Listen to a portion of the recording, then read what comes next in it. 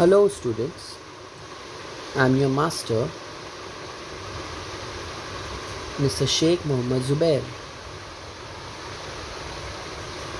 Today in history we will study chapter number 10, the expansion of the Maratha power. Let's begin with the introduction. At the beginning of the Maratha War of Independence, the Mughals were on the offensive, whereas the Marathas were on the defensive. This situation, however, was reversed at the end of the War of Independence. The Mughals were thrown on the defensive against the Marathas. In the latter half of the 18th century, the Marathas subdued the Mughals and extended the Maratha power to cover practically the whole of India. We shall study this in the present chapter.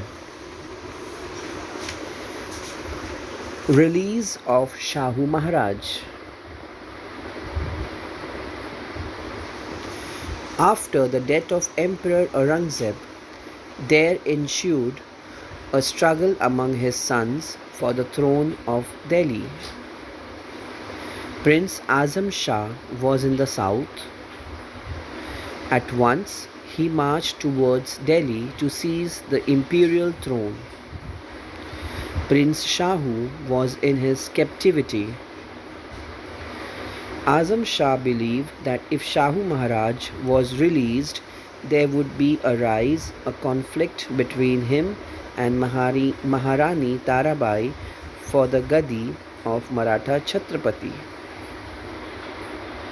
Azam Shah felt that this would sap the Maratha strength and therefore release Shahu Maharaj. Coronation of Shahu Maharaj.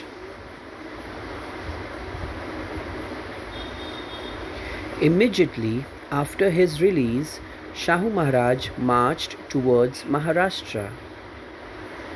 He was joined by some Maratha Sardars, but Maharani Tarabai did not accept his claim to the throne. The armies of Shahu Maharaj and Maharani Tarabai fought a battle at Khed on the bank of the Bhima.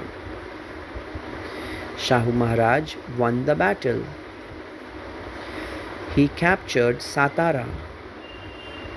He got himself crowned. Satara became the capital of the Maratha kingdom. For a while, the mutual opposition between Maharani Tarabai and Shahu Maharaj continued.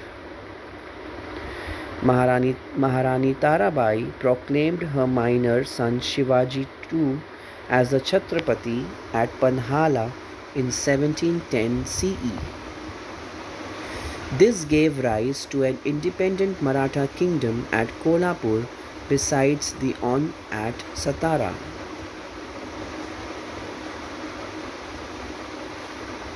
The early part of Shahu Maharaj's life was spent in Mughal camp. So, he had seen Mughal politics from close quarters. He knew the finer points of Mughal and especially North Indian politics. He knew the strengths and weaknesses of the Mughal Empire very well. Also, he was acquainted with the influential people in the Mughal court. All these factors helped him deciding the new direction of Marathas' politics in the changing circumstances. Aurangzeb's successors had given up his policy to destroying the Maratha power. So the Maratha adopted a new policy. Instead of fighting with the Mughal power, they decided to protect it and expand their own empire in that role. They believed that restoring an old temple is as good as building a new one. The Mughal power faced the threat of the Irani and Afghani invaders from the northwest and also of the local Pathan, local Rajput Jat, and Rohilla's rulers. The internal competition and tussle in the court had also weakened the Mughal power. Due to all these, the Delhi court needed the help of the Marathas. Now let's learn about Balaji Vishwanath.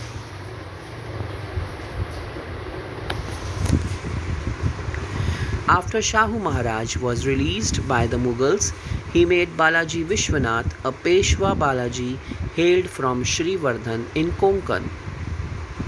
He was component and experienced. He convinced many Sardars that Shahu Maharaj was the real heir of the Maratha Empire and made them join hands with him. Kanhoji Angre was the chief of Maratha Navy. He chose to side with Maharani Tarabai and attacked the territories of Shahu Maharaj. This gave rise to a difficult situation. Under these circumstances, Shahu Maharaj sent Balaji to fight against Kanhoji Angre. Balaji avoided the war and won Kanhoji over to Shahu Maharaj's side. Chauthai and Sardeshmukhi writes, after strengthening the position of Shahu Maharaj in Maharashtra, Balaji turned his attention to the politics in the north. The Delhi court, after the death of Emperor Aurangzeb, was marked by bickering and confusion. The Sayyid brother Abdullah Hasan and Hussain Ali had become very influential. With their help in 1719 CE, Balaji obtained from the Mughal emperor the grants or sanats to collect Chautha and Sardeshmukhi from the Mughal territory in the Deccan.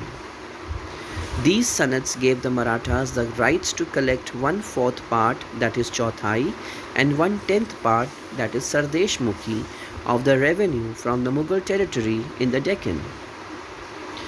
Now let's learn about Bajirao I. After the death of Balaji Vishwanath, Shahu Maharaj appointed Balaji's son Bajirao I the Peshwa in 1720 CE. He expanded the Maratha Empire during his term of 20 years. Nizam's defeat at Palkhed. The Mughal Emperor Farrukhsiyar appointed Nizamul Mulk the Subedar of Deccan. In 1713 CE, Nizam tried to establish his separate existence at Hyderabad. The emperor had given the Marathas the rights to recover Chauthai Sardeshmukhi from the Mughal areas. Nizam was against it. He captured some part of the Pune Pargana. Bajirao decided to checkmate the Nizam. He defeated the Nizam at Palkhed near Aurangzeb. The Nizam accepted the Maratha right to collect Chauthai Sardeshmukhi. As the Mughal power had become weak, Bajirao knew that there was more scope to expand the empire towards northern side. Shahu Maharaj supported his policy. Now we'll study about Malwa. Malwa in today's Madhya Pradesh was part of the Mughal Empire. Bajirao sent Malhar Rao Holkar, Ranoji Shinde and Udaji Pawar under the leadership of his brother Chimaji Appa to Malwa. There they strengthened the post. Let's learn about Bundelkhand. Bundelkhand means some part of today's Madhya Pradesh and Uttar Pradesh, areas around Jhansi, Panna and Sagar. King Chhatrasal had established his own kingdom in Bundelkhand. The Mughal Subedar Muhammad Khan Bangush of Allahabad attacked Bundelkhand and had defeated Chhatrasal. Chhatrasal appealed to Bajirao for help. Bajirao took a large army and went to Bundelkhand. He defeated Bangush. Chhatrasal honored Bajirao. This is how Marathas established their supremacy in Malwa and Bundelkhand. Bajirao demanded from the emperor the office of the Subedar of Malwa. As the emperor declined his demand, Bajirao marched on Delhi in 1737 CE. The Mughals were taken by surprise. Now we'll study about the Battle of Bhopal. Emperor felt uneasy on account of Bajirao's Delhi expedition. He invited the Nizam to protect Delhi. Nizam marched against Bajirao with his huge army. Bajirao defeated him at Bhopal. Nizam agreed to secure the Sanad of Malwa Subedari for the Marathas from the Badshah. The defeat of the Portuguese. The territories of Vasai and Thane on the Konkan coast were in the possession of the Portuguese. The Portuguese rulers oppressed their subjects. Bajirao sent his brother Chimaji Appa to subdue the Portuguese. Chimaji conquered Thane and the adjacent areas. In 1739 CE, he laid siege to the Vasai fort. The fort was very strong. The Portuguese had a powerful artillery. In spite of all this, Chimaji continued the siege with perseverance and forced the Portuguese to surrender. The fort of Vasai and large parts of the Portuguese territory passed into the hands of the Marathas. Death of Bajirao. Nadir Shah, the Emperor of Iran, invaded India. Following the order of Shahu Maharaj, Bajirao set out for the north with a big army to defend the Mughal power. By the time he reached Burhanpur, Nadir Shah had returned to Iran with an enormous booty looted from Delhi. In April 1740, Bajirao breathed his last and Raver Khedi on the banks of the Narmada. Bajirao was a great general. With his valor, he established the Maratha supremacy in the north. He won status for the Maratha power as a formidable power in the whole of India. In his time, the Shinde, Holkar, Pawar, Gaikwad families attained prominence. Children, this is a short exercise which you are supposed to answer in your notebooks. I hope till now you have completed the entire book of whatever chapters taught to you. Once school begins, respective subject teachers will take your books for corrections. And I hope by this presentation you have understood the chapter very easily. Thank you, children. God bless and take care.